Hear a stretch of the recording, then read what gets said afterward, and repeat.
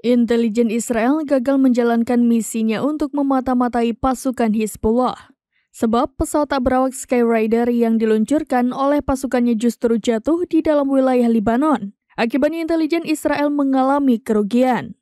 Dilansir dari Pars Today, hal ini telah dikonfirmasi oleh juru bicara Angkatan Bersenjata Rezim Israel pada Senin 27 Mei 2024.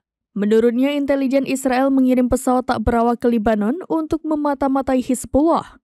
Namun sayangnya pesawat tanpa awak tersebut justru jatuh di dalam wilayah Libanon. Juru bicara Angkatan Bersenjata Israel itu mengatakan bahwa pihaknya saat ini sedang melakukan penyelidikan untuk mengungkap penyebab jatuhnya drone mata-mata tersebut. Diketahui sebelumnya, drone Skyrider didesain untuk menjalankan misi identifikasi jarak pendek.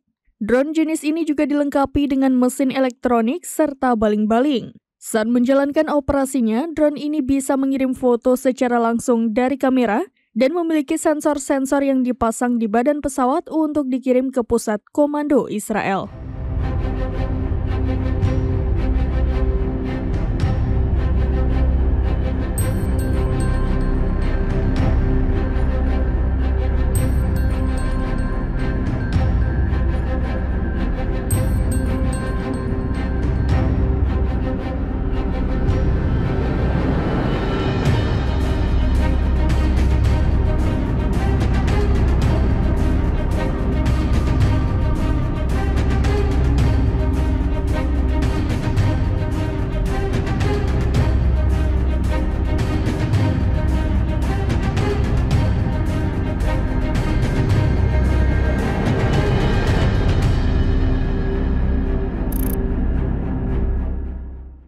Download Tribun X sekarang, menghadirkan lokal menjadi Indonesia.